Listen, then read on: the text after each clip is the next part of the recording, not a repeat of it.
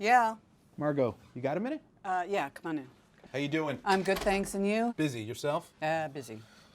Consistent with, prior years, wanted to kind of just talk through your goodwill impairment process. Okay. And the control activities that you have around it, particularly your review and the levels of review that happen to reach to the end conclusion, which ultimately you guys present to the board. Mr. Smith had indicated that you guys did a step 1 analysis this year. We didn't have very much headroom this year, so we did the step 1 quantitative analysis. But we have, I think, a real good review control around that, and it's going to be explained in this memo that I'm going to give you.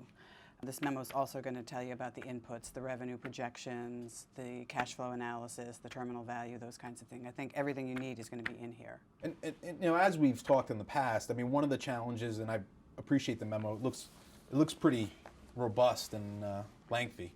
Recognize this is management's conclusion and the support of their conclusion. Right. But was also wanted to kind of a little bit in this process understand the rigor and challenge that the review entailed. So maybe if you could walk me through those key points in the memo. Yeah, so first I'll tell you that this memo has been reviewed by the global controller and the chief accounting officer, and they've all signed off on it. Okay.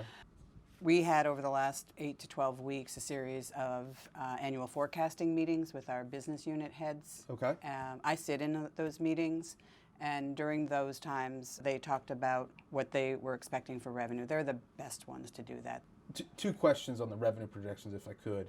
Was there a level of threshold that you felt compelled to investigate further or look at growth rates, or is there something that you used as a bright line or something to evaluate how much further, deeper digging and challenge needed to be done in the process of those projections?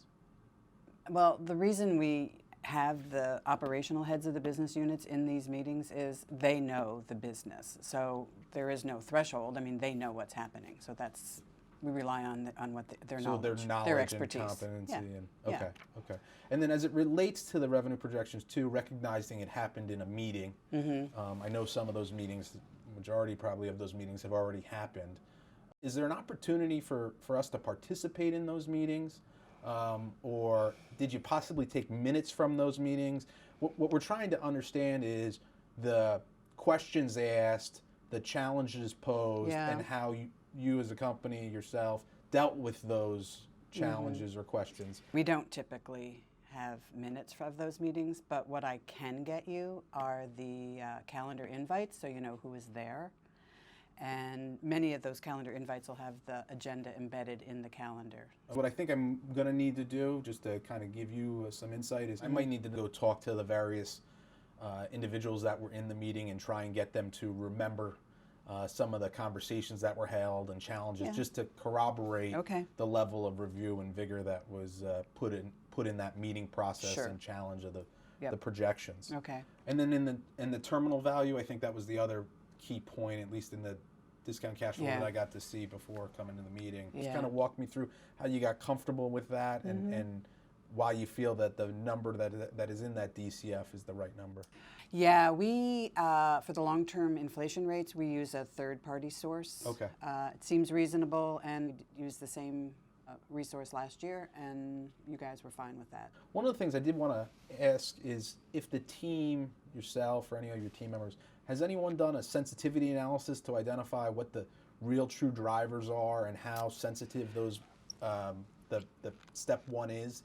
I mean, we do them when it makes sense. Right. But we don't just do them as a matter of course. Okay. So we didn't. So really for those things, no. Didn't do that for this year. No, I don't think so.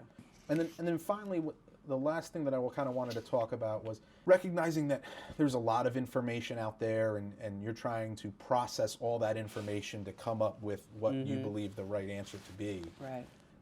In that memo, is there anything that lays out contrary evidence or things that the team evaluated and, I don't want to say struggled with, but considered, and how they dealt with that contrary evidence? I don't think we would have put anything like that in here. We were essentially trying to support the conclusions we came up with.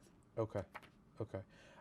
And full disclosure, I might need to look into that and see if there's anything out there. We'll do that as part of our audit process and procedure. Perfect.